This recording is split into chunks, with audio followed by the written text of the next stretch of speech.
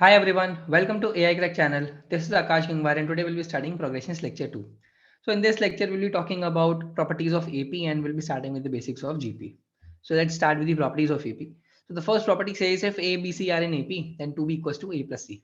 Now we know that every single term there is a difference of D. In every consequent term there is a difference of D in case of an AP. So basically B minus A equals to D and similarly C minus B is also D.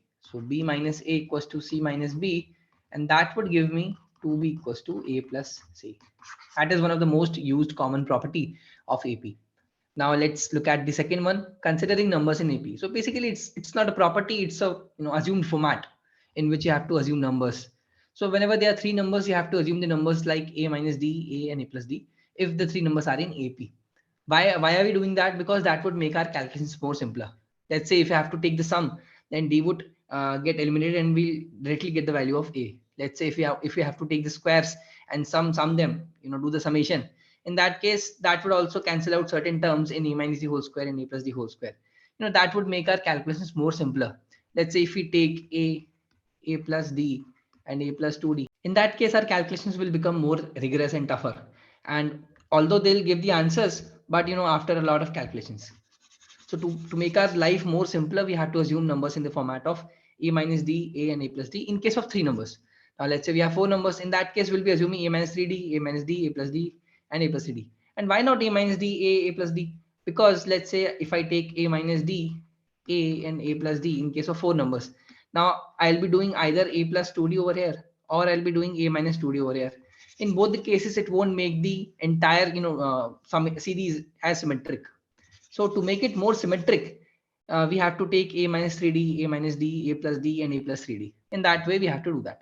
Now, if we have five numbers, in that case, we'll be doing A minus 2D, A minus D, A plus D, and A plus 2D. That is again very symmetric, right? So basically, we have to maintain the symmetry. But now the problem over here is sometimes while solving the questions in a hurry, what we tend to do, if they have asked common difference in the answer, we'll be reporting only D, but we have to report 2D over here. In case we have to report D, in this case we have to report D. In this case we have to report 2D as the common difference, right? So you have to take care of this particular thing while using four numbers. Now let's look at this property. The sum of the terms of an AP equidistant from the beginning and end is constant and equal to the sum of the first and last terms. So let's say we have an AP like A plus D, A plus 2D, A plus 3D, A plus 4D, A plus 5D, and A plus 6D. Let's say we have this AP. Now over here, the first term is this and last term is this. Summation would be 2A plus 60. Now, if I choose this one and this one, and if I add them, then also I'll get the sum as 2A plus 60. Similarly, for both of them, I'll also get 2A plus 60. So this is the property. Basically, if I'm going one distance from here from the beginning and one distance from the end and add both the terms, then I'll get the same summation as the first and the last term. Similarly, if I go two distance from the end and two distance from the beginning, in that case as well, I'll get the summation as the summation of first and last term. So this is the property. Now the second one is every term of an AP is the average of terms equidistant from it. Let me remove it first. Basically, let's say we are considering this number A plus 2D and I'm going equidistant from here in the left side and on the right side. So on the left side we have A plus D and on the right side we have A plus 3D. If I add them up and divide by 2, basically take the average, then I'll get A plus 2D. I can do the same exercise if I go two units towards the right and 2 units towards the left, then I'll be getting A plus 4D divide by 2, then also I'll be getting A plus 2D as the answer. Also, I can do A plus 3D plus A plus 4D plus A plus D plus A divide by 4, then also I'll be getting A plus 2D only. Okay, so this is this second property. Now this property says if each term of an AP is increased, decreased, multiplied or divided by same non-zero number, then the resulting sequence is also an AP. So for example, let's say we have this AP 1, 3, 5, 7, 9, 11, 13.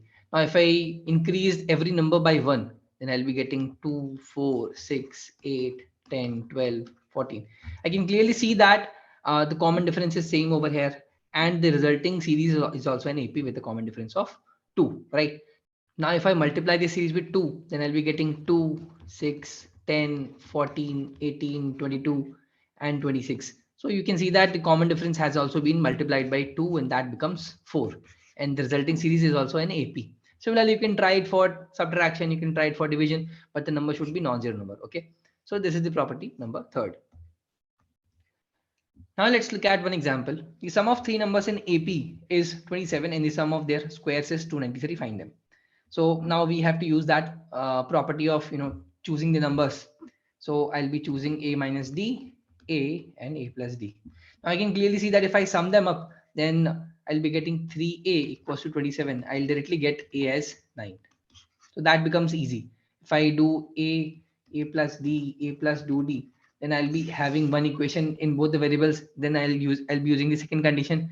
I'll again get one condition in both variables, and we'll have to solve them. But in this case, I got the value of a directly.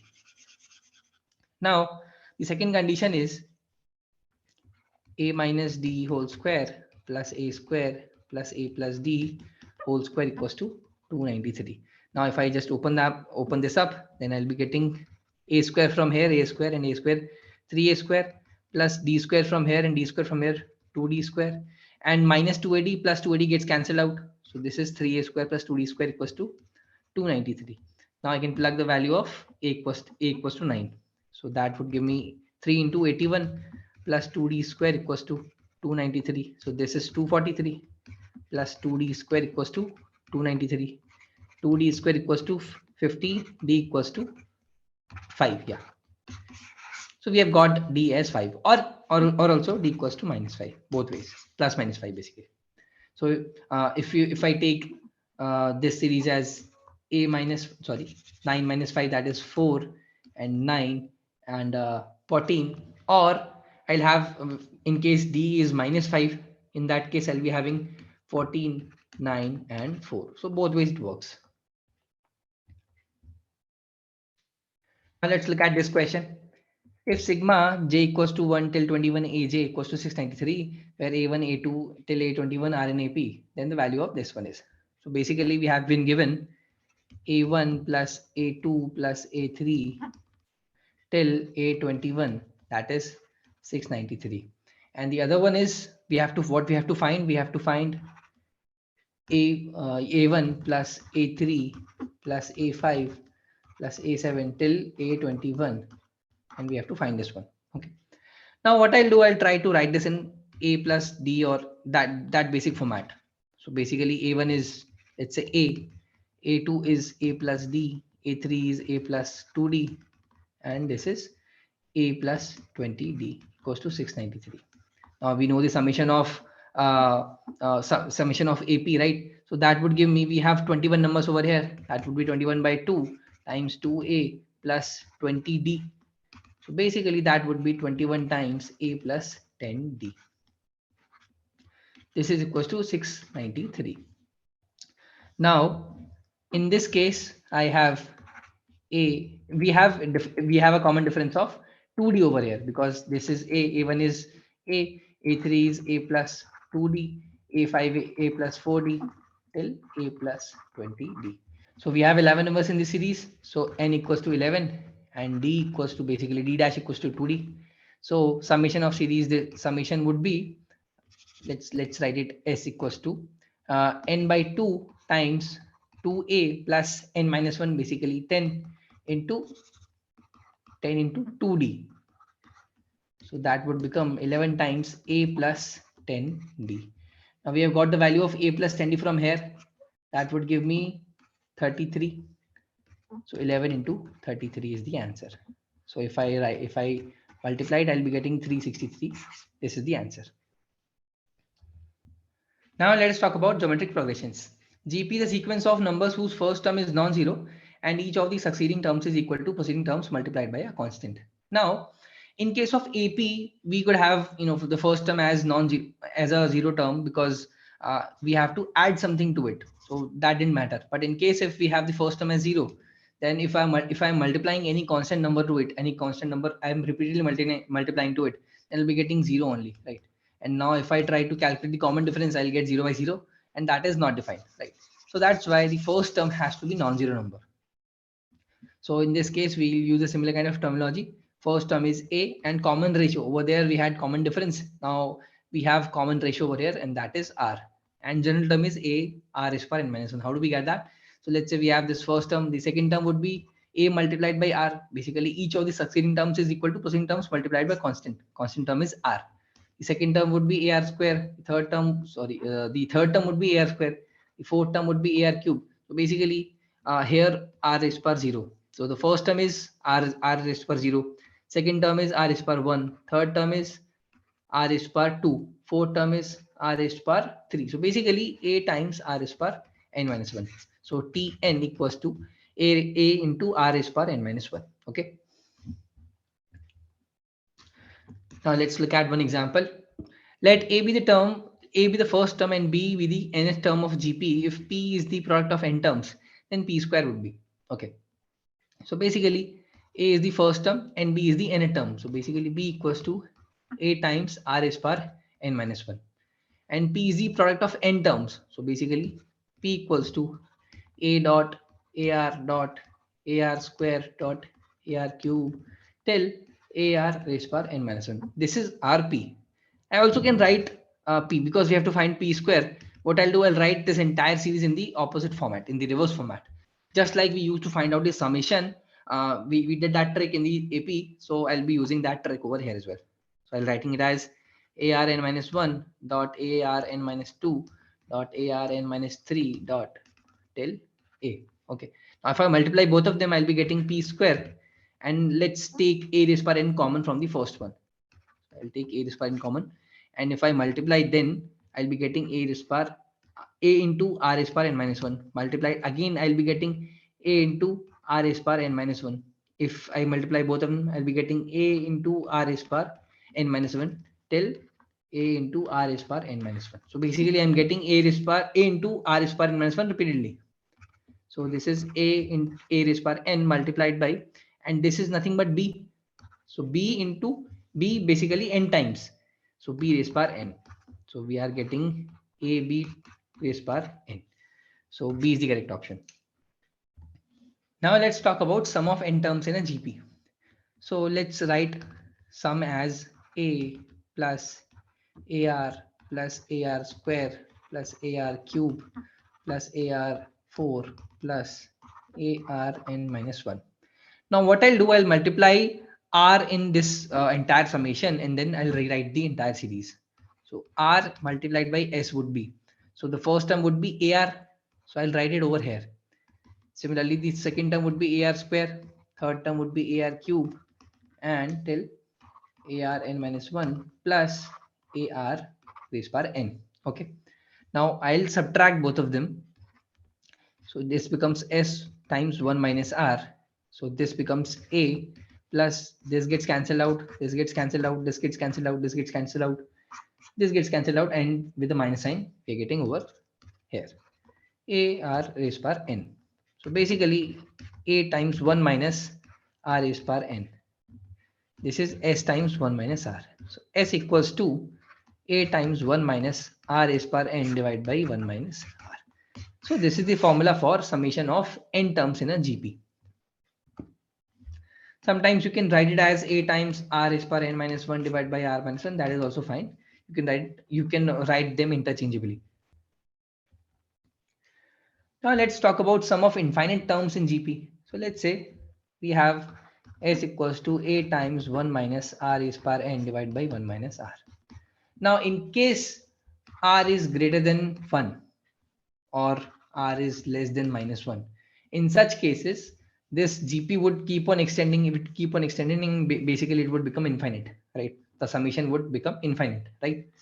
Now let's say we have the case where R is less than 1 and greater than minus 1. In that case, we have the fraction. The absolute value of R is basically a fraction.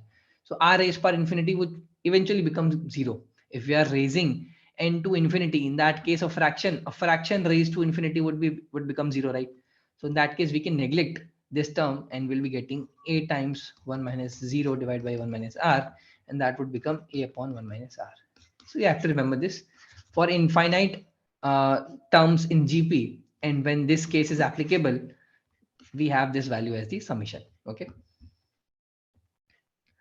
Now let's look at one example. Let an be the nth term of the GP of positive numbers. Let sigma is this and sigma this is beta, such that alpha is not equal to beta. Then the common ratio is. So let's try to write down what we have given over here. So we have been given A2 plus A4 plus A6 plus A8 till A200, that is alpha. Now over here, basically I can write this as AR plus AR cube plus AR is per 5 plus AR is per 7 plus AR is per 199. That is alpha. Now I can clearly see that we have 100 terms over here. So basically, if I try to use the formula over here, I'll be getting the first term is AR and 1 minus R square, because common ratio is R square over here. R square raised per 100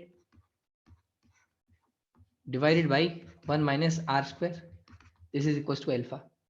Now if I try to write beta, what we have been given over here is A1 plus A3 plus A5 plus A7 till A9 199, that is beta. If I again write in this particular format, I'll be getting A plus AR square plus AR is per 4 plus AR is per 6 plus AR is per 198 equals to beta. Again, I can clearly see that we have 100 terms over here. So this summation would be, I'll write it over here. This summation would be A times 1 minus, again, common difference over here is, sorry, not common difference, common ratio over here is R square, the multiplied raised per 100 divided by 1 minus R square. We have 100 terms over here because 1 minus R raised per n, common ratio is R square, and raised per 100 divided by 1 minus R square, that is equals to beta. Now I can clearly see that this term and this term is same except the R value. So if I divide both of them, I'll get the R value. R equals to alpha by beta. So A is the correct option. So today's lecture was still here only, and in the next lecture we'll be continuing with GP, properties of GP basically, and the basics of harmonic progressions. So let's meet tomorrow. Thanks for watching.